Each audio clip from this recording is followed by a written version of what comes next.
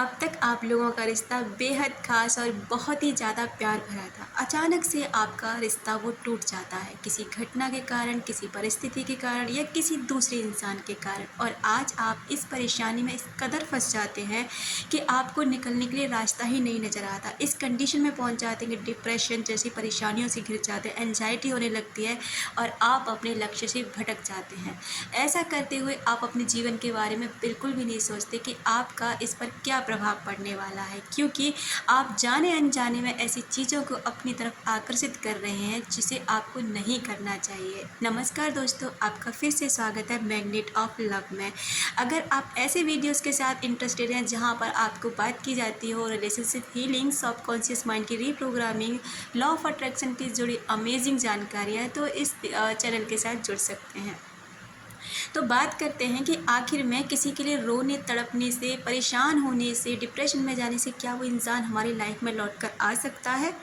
क्या अब तक मान लीजिए किसी के रिलेशन को टूटे हुए 4 साल, 2 साल, 3 साल ऐसे हो चुके हैं, उदाहरण के तौर पे आप देखते रहते हैं अपने आसपास। क्या आपने उस इंसान को या किसी और ने इस कदर रोते हुए, परेशान होकर के उस इंसान को अपनी लाइफ में अट्रैक्ट होते हुए देखा है? कभी नहीं। जानते हो क्यों? क्योंकि आप ना रो कर, परेशान होकर उस रिश्ते को, खुद को और उस व्यक्ति को केवल और केवल नेगेटिविटी भेज रहे हो, क्योंकि आप नहीं जानते, जाने अनजाने में आप वो चीज़ें कर रहे हो जो आपको नहीं करनी चाहिए।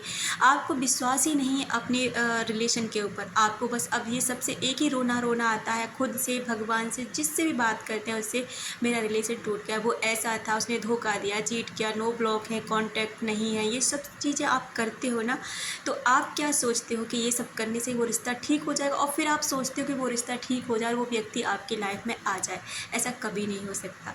आपको करना क्या है, अब आपको इस बारे में बात करते हैं।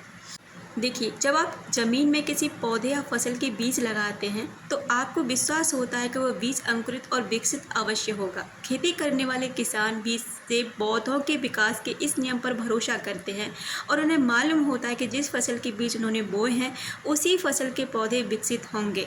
इसका मतलब समझे आप, आज अगर आप नेगेटिविटी बो रहे हैं ना, तो कल को आप यही काटेंगे।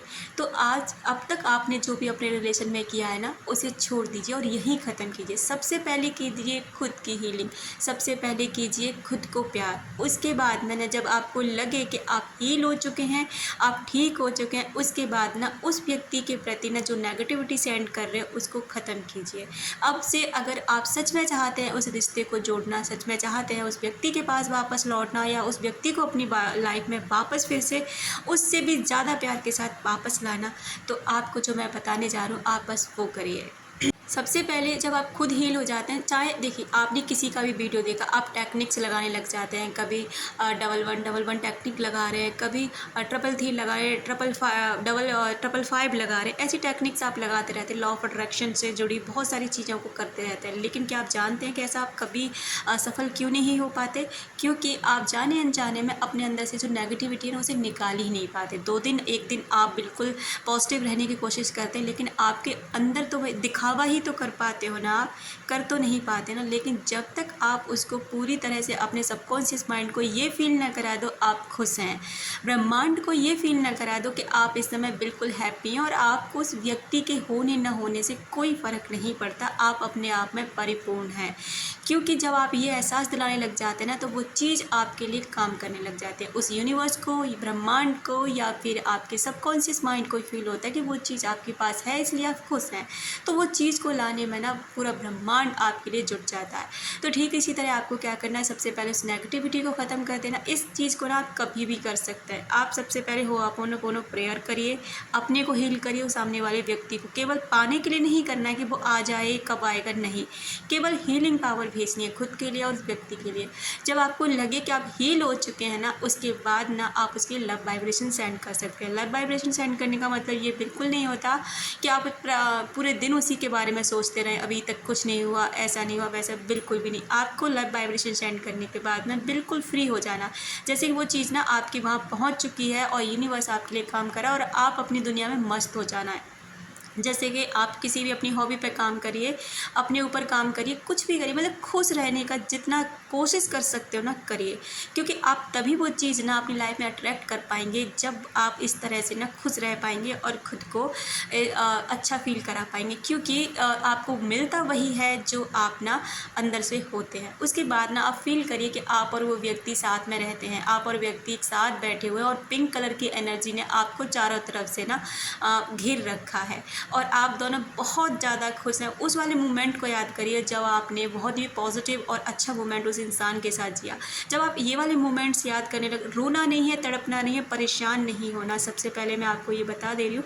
आपको ये सारी चीज़ें ना बिल्कुल भी नहीं करनी है, इंतज़ार नहीं करना है कब होगा, कितने समय में होगा करके बस छोड़ देना और फील करना और थैंक यू सेंड करना है, ग्रेटफुल रहना है यूनिवर्स के प्रति कि आपका ये काम हो गया, वो व्यक्ति आपके पास है और आप दोनों एक पिंक कलर की एनर्जी ने घेर रखा है और आप उस समय ना उसको लॉक कर सकते हैं किसी भी मंत्रा की चैंटिंग के द्वारा। आप 11 बार कोई भी मंत्रा जो आपको अट्रैक्ट करता हो, जो आपको पावरफुल लगता हो, उसको चैंटिंग करिए और उसके बाद ना उसको वहीं लॉक कर दीजिए। सोचिए कि आप और वो व्यक्ति ना एक एनर्जी में, और बस आप हर पल ना उस व्यक्ति के प्रति सिर्फ और सिर्फ पॉजिटिव एनर्जी सेंड करिए। उसके बाद ना बस छोड़ दीजिए, इंतज़ार बिल्कुल भी नहीं करना।